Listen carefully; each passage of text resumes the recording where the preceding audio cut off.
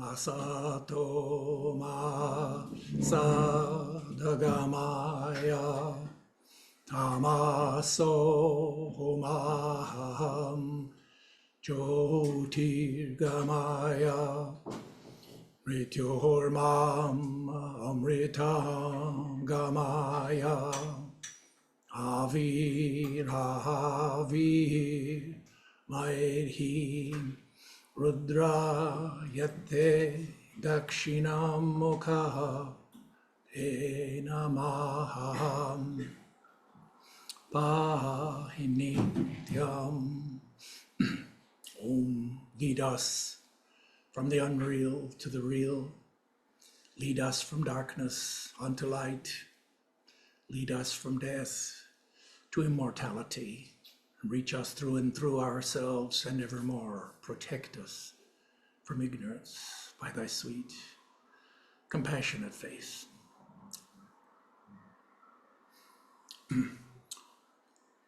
So my subject this morning is the 5 sheaths.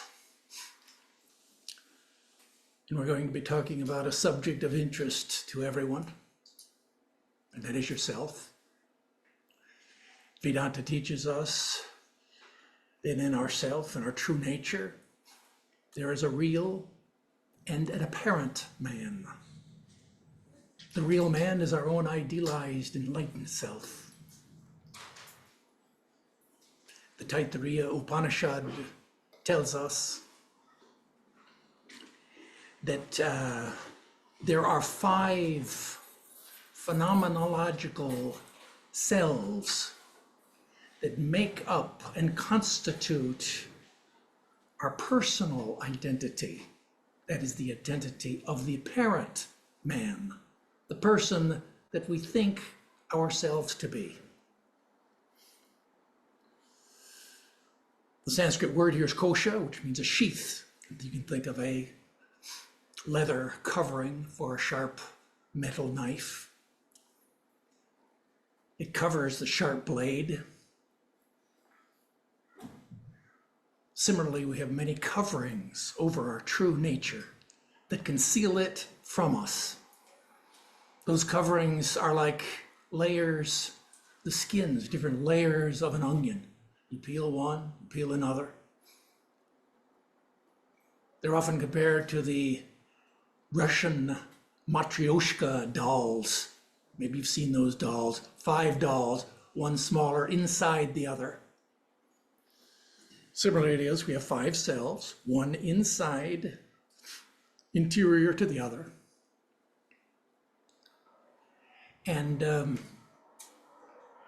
analogy I like is maybe of a light and a lampshade.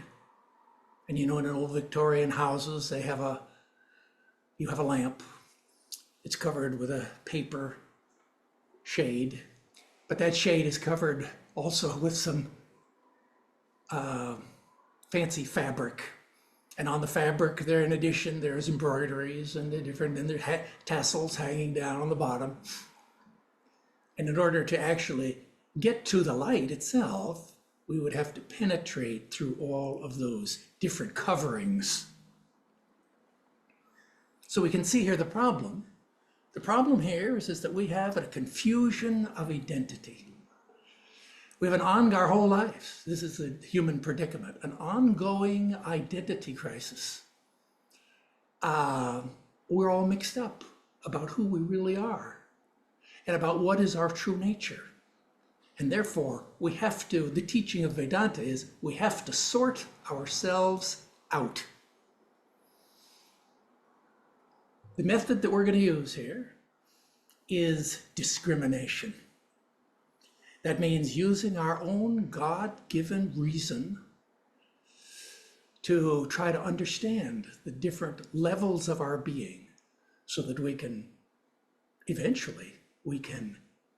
become who we really are. Our goal here is the removal of the false superimposition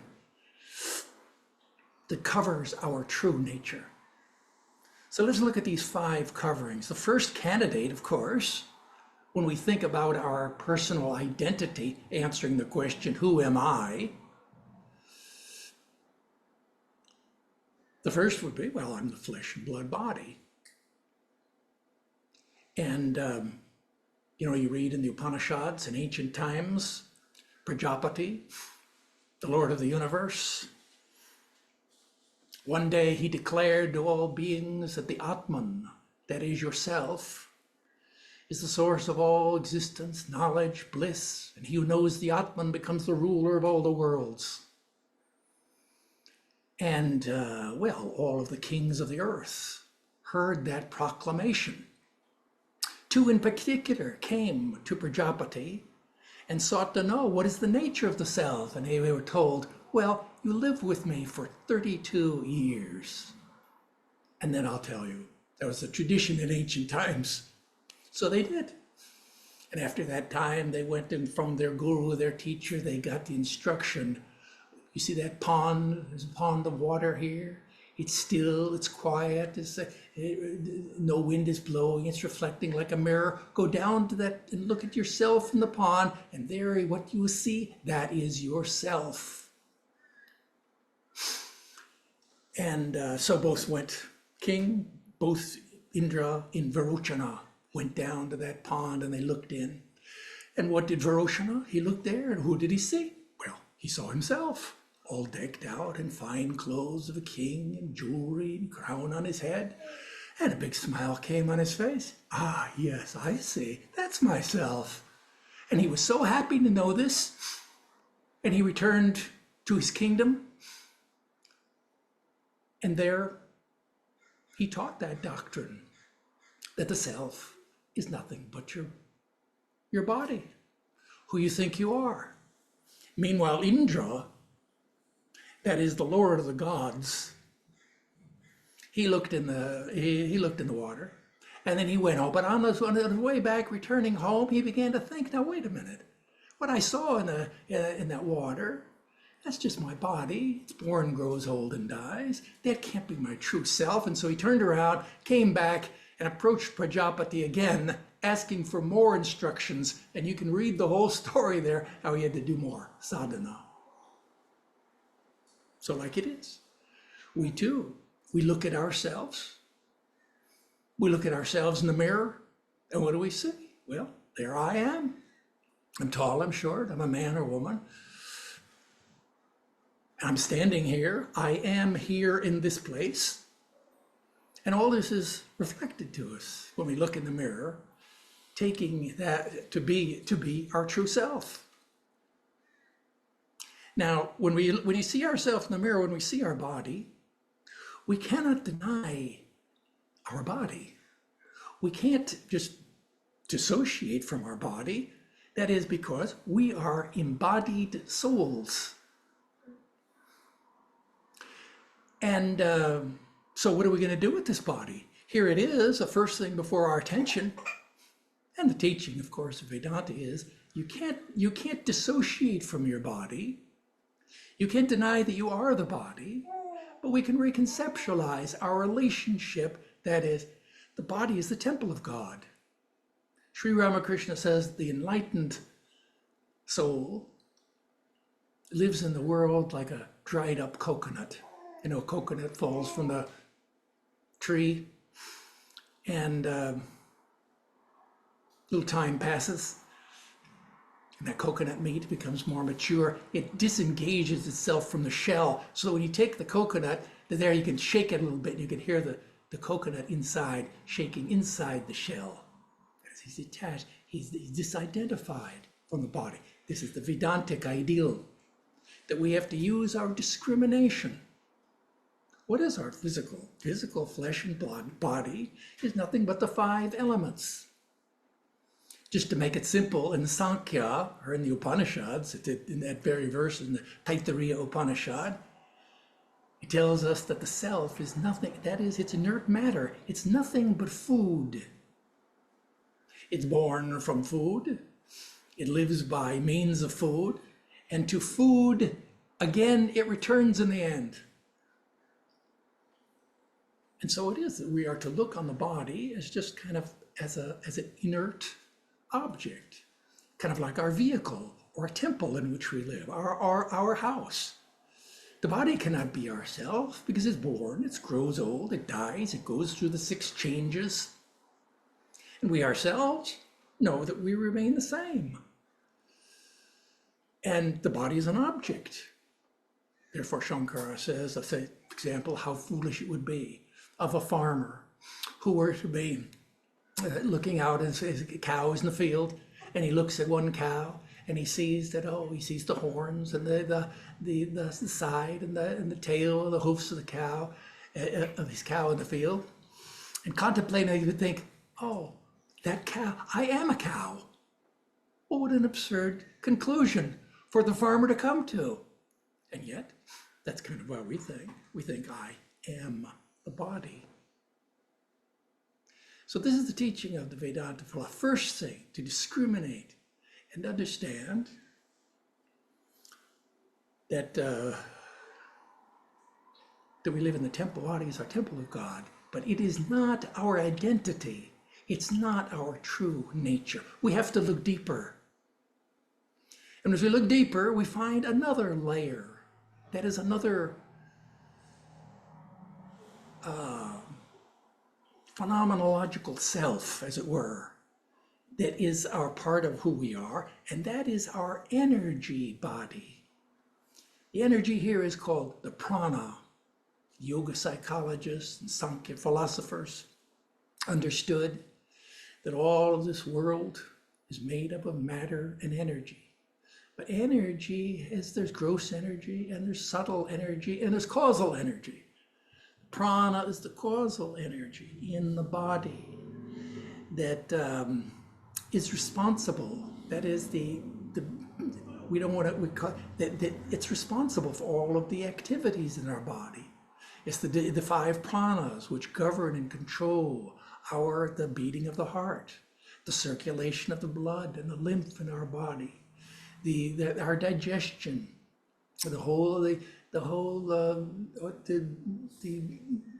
biochemistry, and most important of all is our breathing, our in-breath, the out-breath. All these are controlled by the prana, that is the subtle energy within us. We could call that prana electricity. It's the bioelectricity in the body. And just as like a computer, if it has no electricity, you unplug your computer, it's nothing but everything goes offline, and it's just a mass of inert metal. Similarly, with the body, without the prana to animate it, it's the animating, it's the vital force, it's the breath, the breath of life, the life breath within us. That's the prana. And just as in a computer, electricity flows through all of the different channels, not the wires, but a lot like wires. Similarly, it is in the body that the prana flows through all of the meridians and nadis of the body that enable it to circulate everywhere. As long as this prana, this vital force, this vital breath within us is working properly, then we don't ever hardly think about it. We just live our lives. We're not aware of this subtle nature. But if something kind of, if those nadis become obstructed or somehow inflamed or then we begin to feel tension. Then we begin to feel stress. Then we begin to feel anxious. And all of those kind of negative feelings become our attention begins to be drawn to the body. We become very much aware of our stress and our hypertension. That is, we're aware of our prana maya kosha. That means aware of our subtle body. We identify with it, and we begin to feel that I'm feeling very tensed. I'm feeling very anxious today. I'm feeling very overwhelmed. At that time, that's our identity. But it cannot be ourselves. The Sankhya philosophers in ancient times discriminated between two things. That is between consciousness and nature. And the whole of nature can be reduced to two things: matter and energy. What is matter? So it's moved by energy. What is energy? Energy is that which moves the matter. And remember, in the Sankhya philosophy, by the way, which is all incorporated into this Vedanta philosophy, it's all part and parcel of the Vedanta philosophy, that matter and energy are always gross, subtle, and causal. So when we speak here of energy, we're speaking here of that subtle psyche, the physical prana and the psychic prana. And that these are different from pure consciousness. That is our spirit. Our spirit is not our prana. Our self is not our energy. And therefore we have to clearly discriminate in our minds. See, we're using just our kind of reasoning faculty with the help of the scriptures to enable us to clearly understand in our mind that we're not our energy body. We're still in the energy body.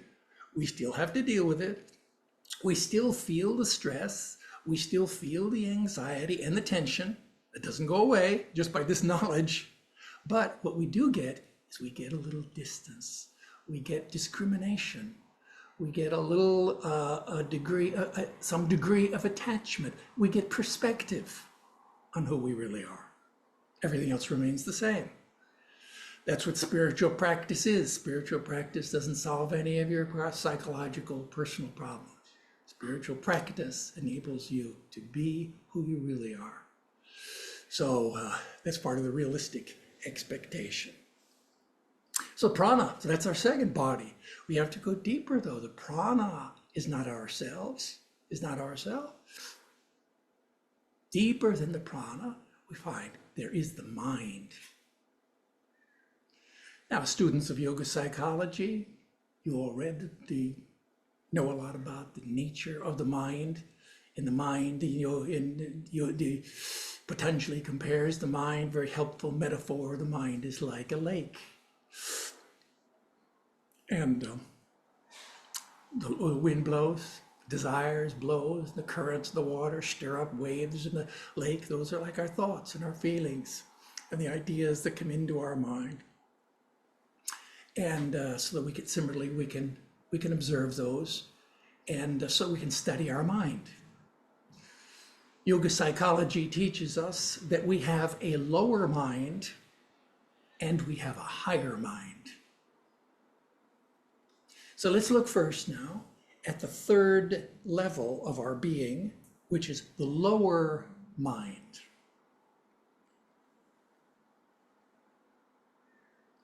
And in Sanskrit, it's called manas. But it's our everyday walking around mind. We know what that is. We could call it the perceptual mind. Perceptual mind means this is because it's in charge of it's related to its means of knowledge is the five senses. And the internal sense that gives us bodily feelings and sensations. All of these are managed by the manas. That means by our mind, which takes the input of the senses. It's in charge of the input and the output from the organism. The input comes in from the senses.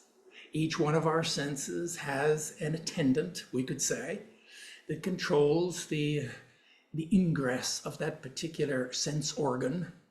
And all of those sense organs together are managed by the attention. That's our mind here. Am I using the mind here? We mean our attention. We can't see or hear anything, as you very well know. Maybe you're reading a book and maybe a big parade goes on outside and passes by your house. And people ask, well, how did you like that parade? You say, what parade? I didn't hear it. I didn't know that I didn't hear anything. I didn't see anything. My mind was elsewhere. That means I was focused on reading my book. So I didn't see any, hear anything. That's because our lower mind, that is our perceptual mind, which is in charge of getting all the information, was focused on reading that book. Ordinarily, it manages our daily life. Everyone takes that input from the senses. It comes in, it's referred to our sense of self, that is our self-image, to the sum total of our habits and our deep impressions in our mind, our samskaras and our vasanas, and then it reacts. And the reaction is managed by the lower mind, which controls the organs of action. We have 5 organs of sensation, 5 of action. And therefore our hands begin, once we see something, and then our heads turn and we begin to move towards that, hands, feet, and begin to speak about it. That's the way the mind works. The subject of the lower mind is called the ego. And the ego is just ourself, under the influence of avidya and spiritual ignorance, identified with our body and with our senses and with our vital energies, and reacting and responding reactively, spontaneously, without any higher wisdom. And this ego is it is emotion driven. This ego is what sometimes in popular psychology is called the inner child. You know, an inner child is impulsive. A child is driven by emotions, driven by the pleasure principle. And we all love children, but we also know that as spiritual aspirants, if we have a childish mind, it can be a problem. And therefore, the childish mind, that is the mind which is carried away by emotions and by impulses and by habits and acts habitually, unthinkingly, automatically, and often is unruly. And if you have a son, for example, say the father tells the son, "Son, help your mother, take out the garbage." And the son says, "No, I'm playing this video game." What do we call that? We call that disobedience. That's our mind. That is, our mind is not obedient to our higher self. That's our problem as spiritual aspirants. It's not under control. That is our lower mind. Now we're talking here about the third level of our being. Our lower mind. It's our mind of which we are very familiar. It's our mind on automatic pilot. It's our mind when we're just going about our everyday affairs, our everyday business. The non-reflective mind accounts for most of our attention. We rarely stop to think and to consider why we're doing what we're doing. We have our day planned out. We just go, we do everything we do. We're not automatic pilot. Just think about a pilot. It comes in an airplane. He gets into his airplane and he gives it great attention. Takes off from the one way and but he's finally up in the clouds. By that time, everything is now free sailing, as it were. So he just puts everything on automatic pilot. He just goes back and maybe he has a cup of coffee. And the whole plane is just flying itself. It's programmed. The computer's flying the plane. It's all automatic. It's all, that's the way we live our lives. We live our lives kind of on that automatic pilot. Sometimes it's called the default mechanism, the default network, they call it. It's a kind of a popular term, which means our mind wandering self, how much of the time we spend just when we're not just acting habitually and automatically, we're just sitting there, our mind is just wandering around, thinking about things and daydreaming and fantasizing, and all this is kind of this is like the automatic network. We're very familiar with this state of the mind. This is our lower mind. And well, now what we have to do, now in the process here of introspection and of knowing who we are, and of we have some growing up to do. And part of that growing up now is going to be to become aware that we have, in addition to the lower mind, we have a higher mind. Now we're going to look here at the fourth level of our being. That is our higher mind. And thank God we have some way. How can we get out of this lower mind state of being living under our own mind control, living hypnotized lives, walking around like hypnotized people, self-hypnotized, baby, but pre-programmed nevertheless. That is, we have to recognize that we have a higher faculty within us, and that is called reason. We call it a higher faculty. You remember the analogy in the Katha Upanishad, famous analogy of the psyche, the human psyche. And there in the third chapter, it compares the person, the human person. Well, it gives you the picture there. He says the body is like a chariot. And the senses are like the horses. And the roads are like just the avenues of the senses. Where are our destinations? Those are the world of sense objects. And the reins on the horse are the mind. And the driver in the chariot, that is the charioteer,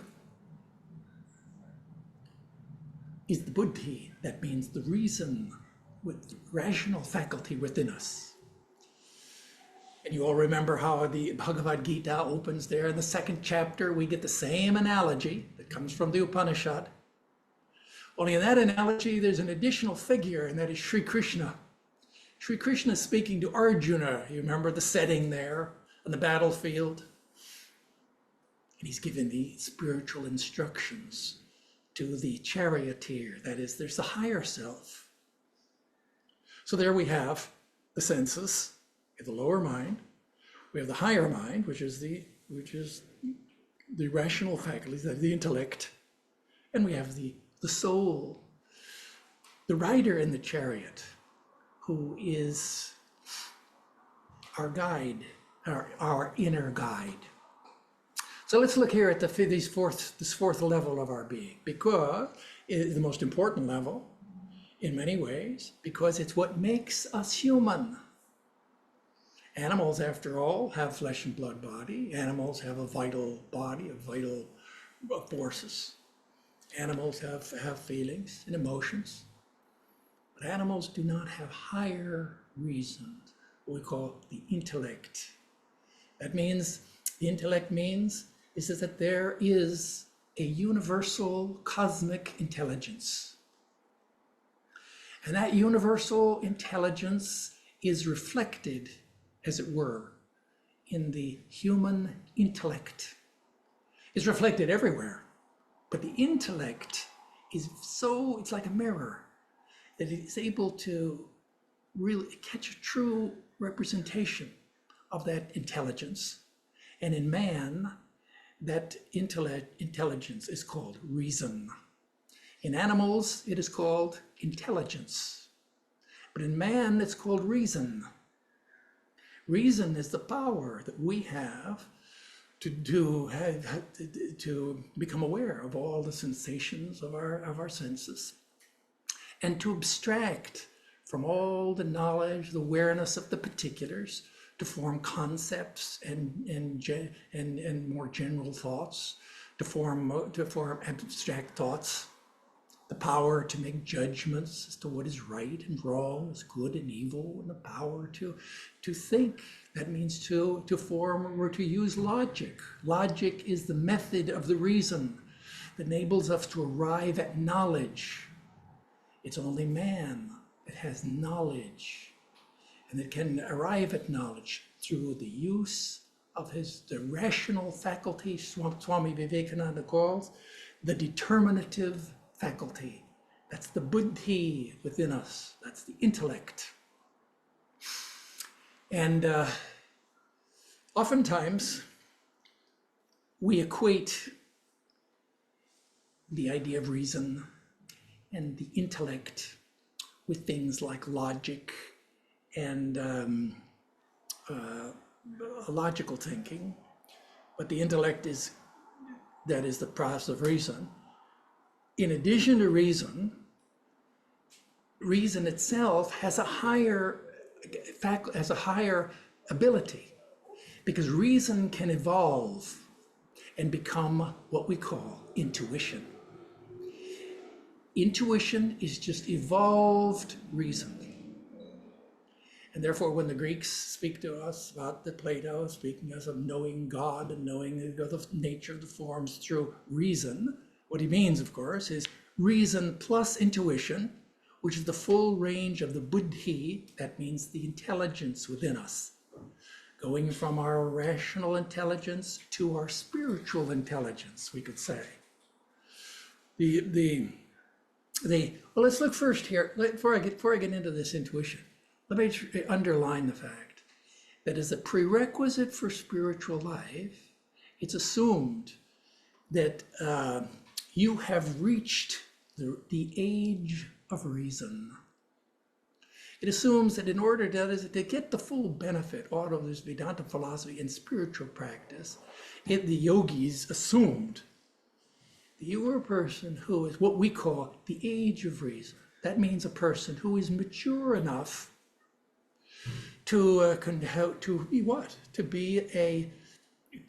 considered to be an adult person. That means a person who's capable of controlling his emotions, whose life is guided by the rational faculty, who has an ordered psyche. The ordered psyche is controlled by the Plato teaches us, the intellect, the emotions, the appetites, the feelings, the body. All of these are in a hierarchy and are controlled. So the rational person, that is the person who have reached the age of reason, is a person who is individualized, who is integrated, a person who is independent, who stands on his own feet, who's self-supporting, a person who is autonomous. He's not other-directed, he's inner-directed. This is all we mean by becoming mature. All these yogis in ancient times, they don't deal with this. They assume that you are a mature, grown, adult, reasonable person. That's the beginning. That's to get a bottom line. That's why they don't mess with anything before that. That's kind of the province of Western psychology. So this is the rational faculty. Okay, so we're talking about intuition. So in addition to reason, we have reason evolves. Reason in us evolves and becomes intuition. Intuition is just the capacity that we all have to know things, independent of the senses and independent of the rational analysis, independent of induction and deduction. How do we know it? Well, we just know it. That's intuition. Intuition is the gateway to the doorway to what the yogis call the superconscious. The superconscious, that means extrasensory percent, the domains of the, just like in the ocean, just like on the land, there's a topography. There's mountains and there's valleys and there's all. Similarly, it is in the intuition, that is in the superconscious. We have the subconscious. There's in the subconscious, there's a whole terrain. In the conscious, there's a whole topography of higher and lower, good and bad. So also in the superconscious, there are different levels. All of the, what is the tool? The access. The access is the intuition. That is the intuition in yoga psychology, just means trained attention. That is, it's just our attention, but it's our mind, but it's our trained mind. It's not a natural state of evolution, that is a maturity. It's not a natural stage of maturity, but it's trained state. It's something that we have to make an effort to achieve. And so that is the lower and the higher mind. But even the higher mind, in fact, even before we can begin to access these higher levels of the higher mind, called the intuition, we have to recognize that reason has its limitations. Reason is, well, as you know, induction doesn't give us to absolute certainty. Deduction also just kind of really tells us what we already know. Reason does not have a moral compass. Reason does not have any power of will. Reason is itself dependent on language and on words. That is, on the signs of concepts. We can think without words, and therefore, when we reason, we are the language, our world. That is the world of language, built to describe this dualistic world of multiplicity. That is this relative world. That's what language is a tool to use to help us to understand and to describe this world. That's its purpose. And so that's what it's designed for. And that's also its limitation. And therefore anything which is beyond, that goes beyond duality, it goes beyond relativity and the sensation, that's the limits of the intellect. Therefore, we have to recognize that, and mentally, through our discrimination, understand that, and position that is intentionally to distance ourselves in our self-identification, to discriminate ourselves from our knowing self and our spiritual self. That is our higher intelligence, our spiritual intelligence, and our rational intelligence. We have to create some space between it so that we become detached. We become aware that yes, that is part of the person who I am, but it is not myself.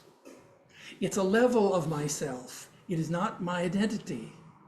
My identity is yet unknown. And so we have to go deeper. We go more interior in the analysis to our own causal self. So we go to gross, subtle, the causal self. It's called the blissful self. We could call that the blissful self.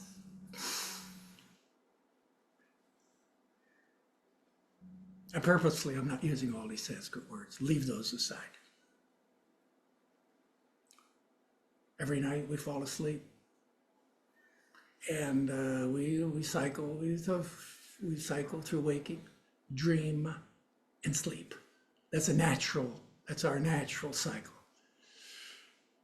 And so we lie down in bed, and senses naturally tired. The metabolism slows down, close our eyes, our senses shut down. And pretty soon we find ourselves in a world of dream. Now we're on a more subtle level. We're at the level of mind, kind of reason, also are intelligent. The high intelligence self is also occluded. That means it's shut down. Also our waking ego, shut down. All that's there is the dream ego, ruled by the imagination, kind of the chaotic state. It's our dream. But deeper is that the mind also becomes tired of dreaming and falls into the state of dreamless sleep. We call it in dreamless sleep. We're not aware of anything. We're not aware. We have no sense of information. We have no knowledge of the external world. We don't know anything. It's just a blank. All we can feel, maybe we could say, though, we feel a sense of peace and that's why we love to sleep. We have a sense of peace and satisfaction. And the yogis say that, in fact, at this deeper level of our being, there is a level of our being which is just blissfully, its nature is that of just calm bliss, like just say like the surface of the lake, only the lake is completely motionless. And that's the deepest level of our nature. And we feel that happiness without any sense pleasures, without any sense objects, without gratifying any desires, without any ego, anything. We feel that deeper happiness. And the yogis tell us that even in the waking state, that all of our moments of pleasure and enjoyment and of ego gratification, anything that gives us happiness, doesn't come from outside. It comes bubbling up from within that inner layer of our being. And that the externals are just provide the situation that enables that inner state to manifest. And so when we say, in the deep sleep state, we don't know anything. In fact, when we awake, it's only when we awaken that we remember, and we say, yes, I slept happily, and I knew nothing. And when we say I slept happily, now we use our discrimination because we're saying that is our fifth level of our being. Is that our true self? No. Because although we have happiness without sense objects, we say, I slept happily, but see, that happiness is the happiness of the proximity of our true nature.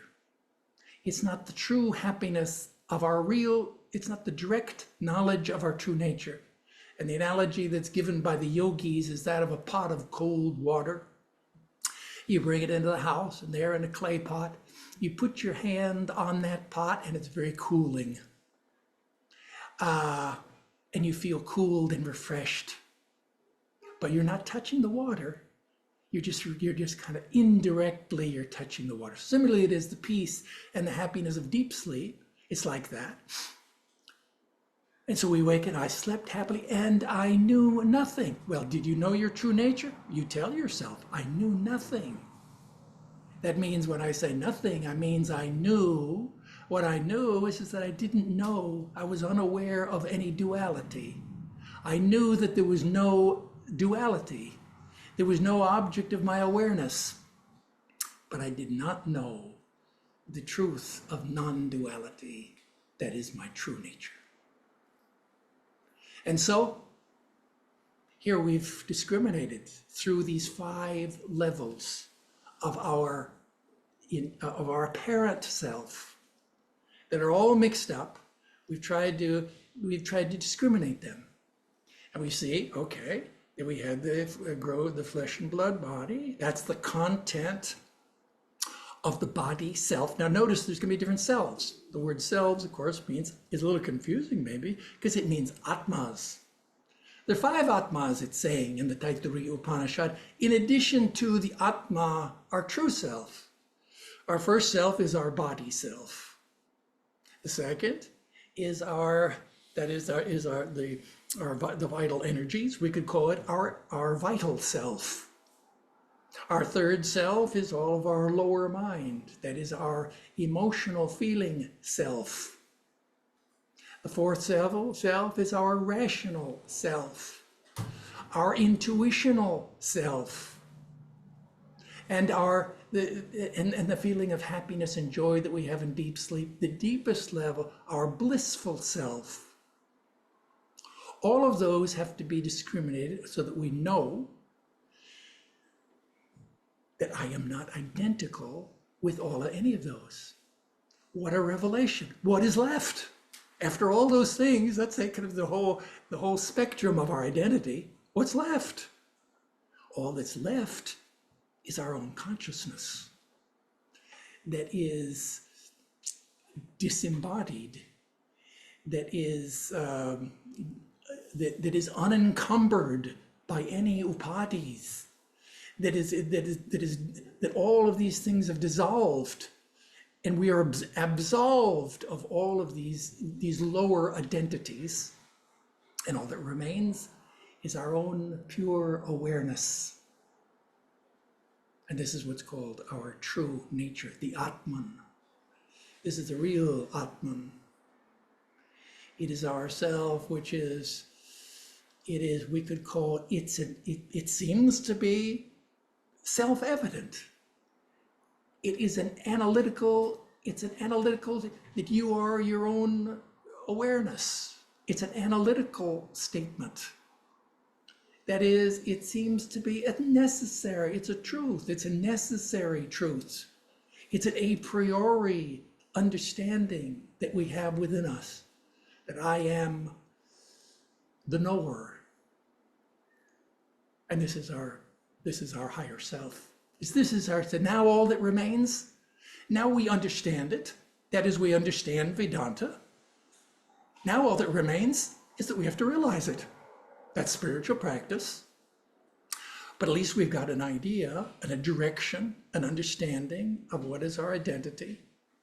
Now we do our spiritual practice. We have to hear about it, think about it, meditate upon the analysis, and come more and more to a conviction that our philosophy is true, that it's real, and that we can take positive steps forward to realizing its truth.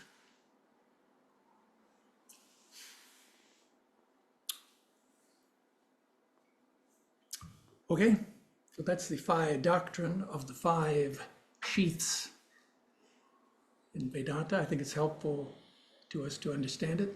Any questions? Commentary? Pushback? Disbelief? Yes. Just talk out. We only have a few minutes here. We have, huh? For the Zoom audience. So this is probably Patanjali 101, maybe the third quarter of Patanjali 101 in college or something. But you mentioned that in getting a desire fulfilled, that we feel more blissful for that, in satisfying a vritti or something like that. So my question is what is the dynamic in that? Because on one hand I think, well, we have satisfied that desire, and so we're feeling more in union with the totality. The other hand, we've built this huge vritti, I want, and now it's temporarily satisfied. But what does Patanjali say? Why do I feel blissful when I satisfy a craving? Well, that kind of depends on here. Why do we feel blissful? Then you have to ask what it means to be blissful.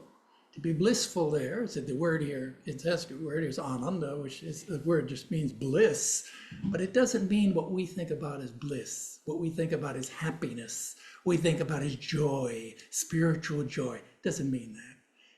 What it really means is it means peace. The peace that passeth all understanding. It means the absence of desire. See, ananda, bliss, what we call bliss, is not an emotion. It's the absence of all emotions. It's perfect peace. We could call it desirelessness. Therefore, every time that we satisfy a desire, we feel that desire, that wave in the mind, subsides and we feel happiness. Why? Because we're kind of in alignment now with our true nature. Of course, next minute we're in pursuit of something else. And we mistake, of course, the object. Where did that happiness come from? Well, it must have come from the object. So I'll return again to the object. And the whole analysis is done that doesn't work. We can reason ourselves, understand that the cause of the happiness is the absence of desire. It's not the object. Yeah. Yes, sir.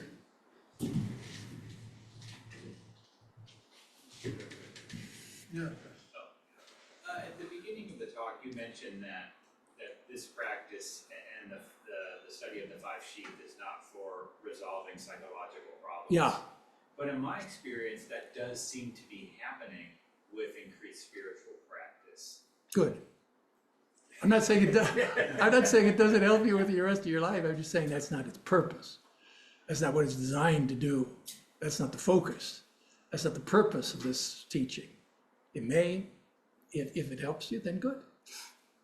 And so is it a realistic expectation going forward that will continue? Is that the experience of this spiritual practice? Well, realistic means is it's realistic if you believe in your philosophy.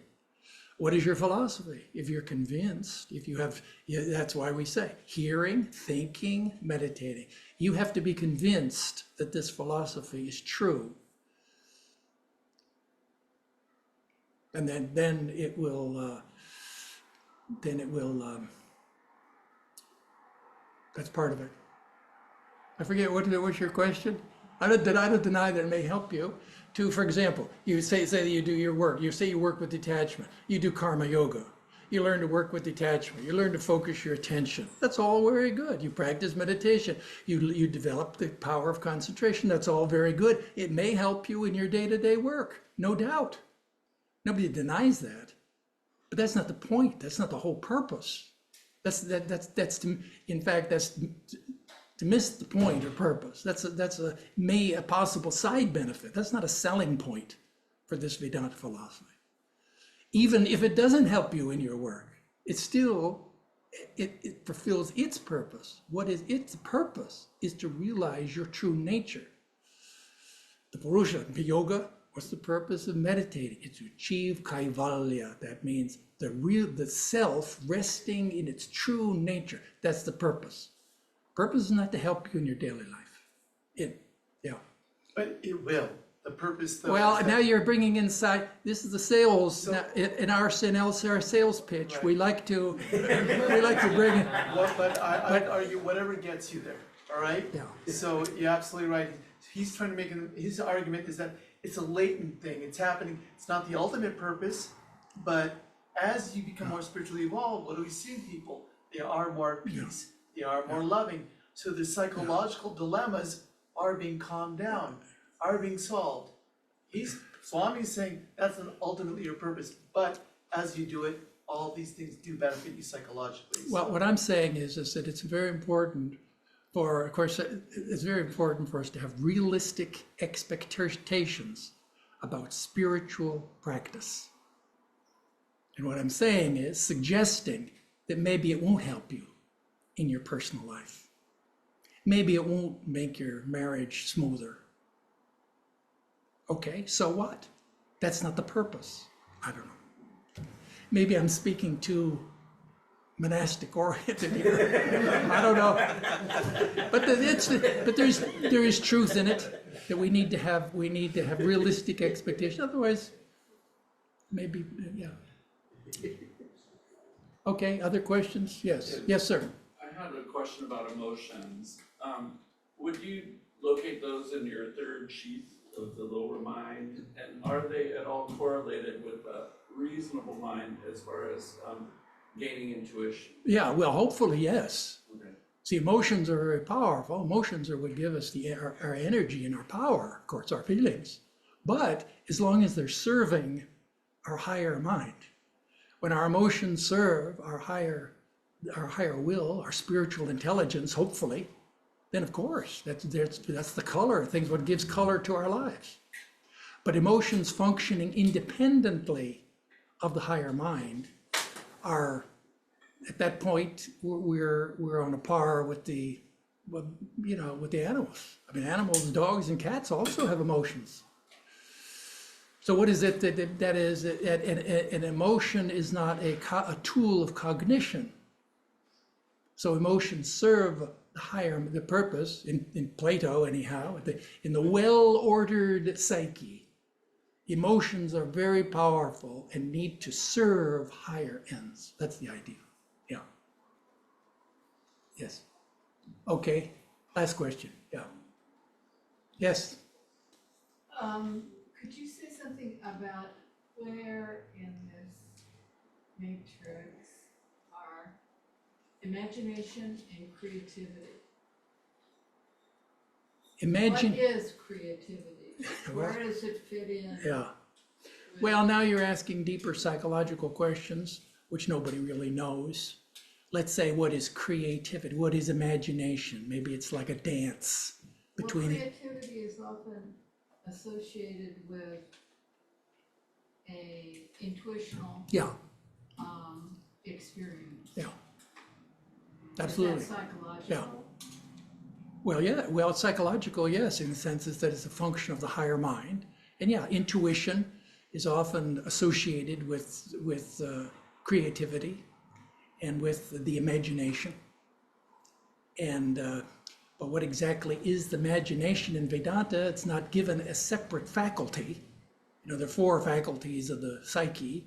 Imagination has to be subsumed under one of them.